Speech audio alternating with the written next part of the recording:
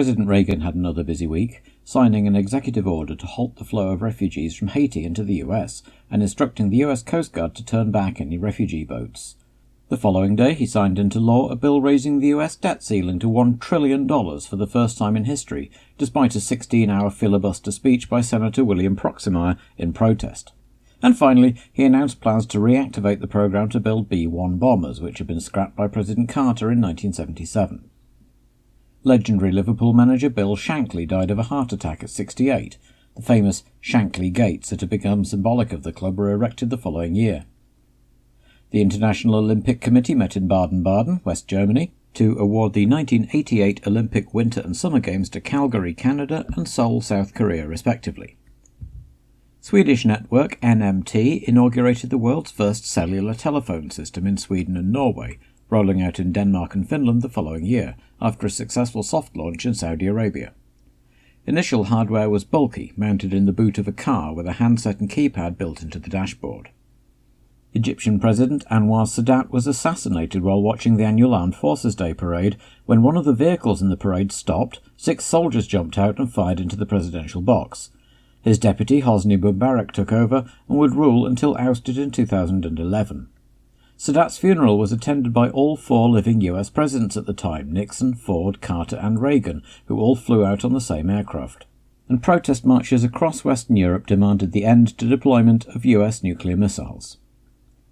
In the 2 weeks leading up to the final Grand Prix of the year, McLaren confirmed that Andrea de Cesaris would be free to seek other employment in 1982, but still didn't make the big announcement that everyone was expecting, while Patrick Tambay similarly found that his services would no longer be required after a pretty dire half-season with Ligier. In his place would come Eddie Cheever. But first there was the small matter of the 1981 title race to sort out. Going into the final race of the season, Carlos Reutemann led Nelson Piquet by 1 point, with Jacques Laffite 6 points behind Reutemann in third. This meant that as far as the top 2 were concerned, it was pretty much a straight fight. Each only had to beat the other, with Reutemann winning if neither scored. Piquet would win on a tie because he'd won 3 races to Reutemann's 2. Laffite had a rather taller order to fulfill, needing to win with Piquet at most third and Reutemann fourth, or to come second with the others not scoring.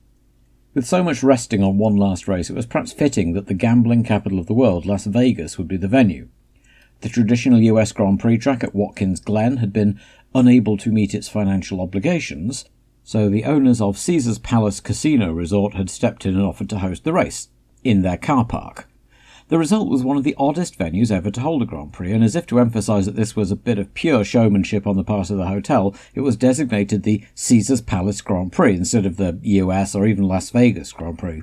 Everyone enjoyed the carnival atmosphere and excellent accommodation and facilities, but few of the drivers or pundits were convinced about the track itself. It was nice and smooth, at least, but a flattened-out goat track was Alan Jones's view, while Laffite simply called it unsuitable. To others, it brought to mind the narrow, dusty, twisty Jarama circuit in Spain. Not only that, the circuit was to be run anti-clockwise, which would put an unaccustomed strain on the drivers' necks. Piquet had hired a local boxing masseur to work the kinks out of his, but unfortunately the massage was a little too enthusiastic, and the slight-framed Nelson was left with a badly bruised back and had to visit a doctor before the race. And it was hot. Even in October, the sun blazed down and mechanics stripped down to shorts to work on the cars. An extra familiarisation session was held on the Wednesday, with qualifying on Thursday and Friday and the race on Saturday for optimum TV coverage. The Williams cars looked the class of the field throughout the familiarisation and qualifying sessions, and Carlos Reutemann looked relaxed and cheerful as he took pole 0.17 seconds ahead of Jones in second. Villeneuve put his Ferrari third, with title hopeful Piquet fourth, ahead of Prost and Watson on row 3, Tambay putting in his best performance in his last race for Ligier in 7th, and Giacomelli, Mansell and homeboy Andretti making up the top 10. Laffite had struggled with intermittent car problems all weekend and was down in 12th, having qualified in Tambay's car, alongside Arnoux, with Pironi way down in 18th in the second Ferrari. At the back, more good news for Tolman as Derek Warwick dragged his into the race at the 12th time of asking in 22nd place, and some good news too for Fittipaldi, for whom Rosberg qualified 20th. Slim Borgood and Derek Daly were the victims, joining the usual suspects, Serra, Jacques Villeneuve, Henton and Gabbiani, in watching the race from the casino bar come Saturday. The race build-up was everything you'd expect from Las Vegas, with drum majorettes, parachutists, and Tom Jones dressed as a centurion lapping the circuit in a fake Roman chariot, but finally it was down to business. Out of the running for the championship, Alan Jones had been asked before the race if he would help his teammate out by holding up Piquet. His response was that, as a member of the British Commonwealth, he would find it unsporting. Not to mention, of course, that there was no love lost between himself and Carlos, and that he was still hoping to win the race himself. When the lights went green, it was Jones who got the best start, with Reutemann undoing all his good work by bogging down. Villeneuve sliced through to take second, with Prost going third, while Piquet and Reutemann were duelling over fourth going into the first corner. It was Reutemann that held the spot, and Piquet soon found himself squeezed out by Watson too. Jones immediately got the hammer down and started pulling away at a rate of knots. Jarier was the first retirement with a transmission failure off the starting grid, as Jones led Villeneuve with Prost, Giacomelli, Reutemann, a flu-ridden John Watson and Jacques Laffite 7th, with Piquet now 8th. Prost made it past Villeneuve on lap 3 and began to pull away as well, while Patrick Tambay had a nasty crash in his Ligier, damaged in an earlier coming together with De Cesaris.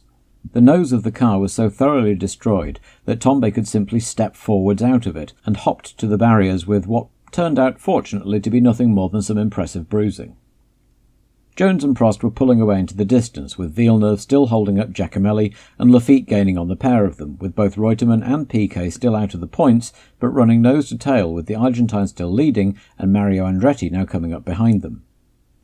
René Arnoux put the tin hat on his awful luck this season, touring in on lap 10 with an electrical fault, while Villeneuve continued to hold up Giacomelli and Laffite, and only 4.5 seconds covered third, Villeneuve, to 9th, Andretti, places. Piquet was crawling all over the back of Reutemann's Williams until on lap 17, coming into the last turn, the Argentine braked a bit too sharply and Piquet lunged through into the lead. A couple of corners later, Andretti followed through. Reutemann was now having some problems with his gear selection. So, Piquet was now ahead of Reutemann but still out of the points, and needed to get past John Watson at least if he were to win the title. Laffite finally got past Giacomelli on lap 21, and no sooner had he done so than Villeneuve went off. As it turned out, it would have been academic anyway. The Canadian had been disqualified by the organisers for improper start line procedure, but the Ferrari team had been dithering about whether to call him in or let him race and appeal later. At any rate, Laffite was now third, while the two Alfa Romeos diced over fourth place ahead of Nelson Piquet, Vitali now in 6th. Giacomelli held the place, while Piquet was trying to get past Andretti for one more vital point. A few laps later, Giacomelli had a spin, but was able to keep it running and rejoined. All of which went on behind Jones, serenely lapping away some 18 seconds ahead of Prost, who was in turn another 30 ahead of Laffite, whose chances of becoming France's first Formula One champion now hinged on both of the leaders having a problem.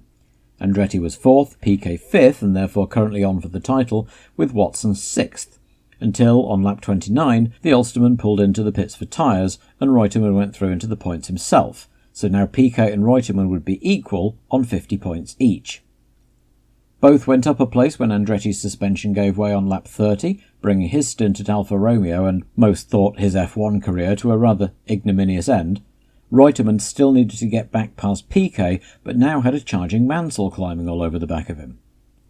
Prost came into the pits for new tyres on lap 32, running the same soft tyres as Watson, promoting Laffite to second, while Mansell had got ahead of Reutemann. Prost rejoined in 6th behind the Argentine. The Ligier was thought to be running the same Goodyears as Prost and Watson, but if Laffite held on to second and something happened to Jones, or to both Piquet and Reutemann, he was suddenly back in with a shout for the title.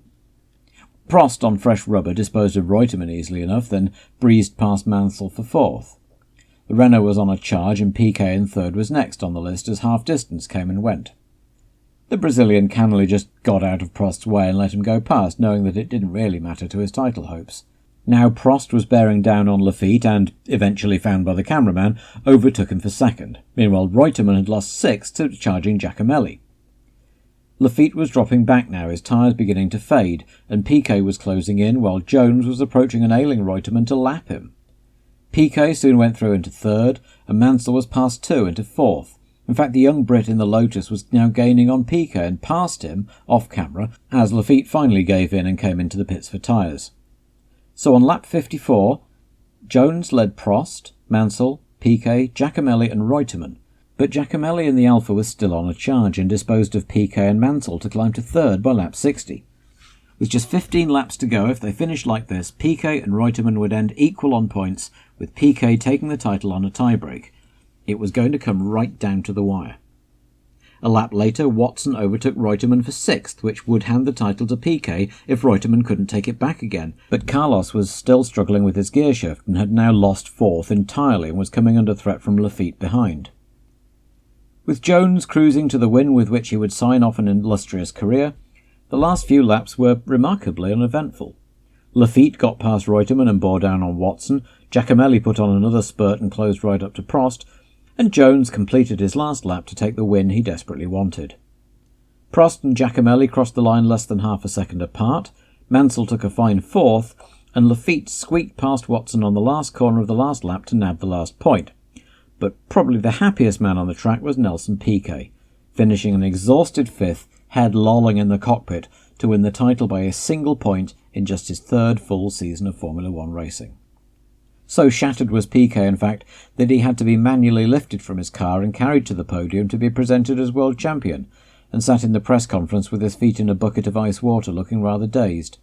He would later describe his agonies during the race, in which he had almost passed out from the pain and had even vomited inside his helmet.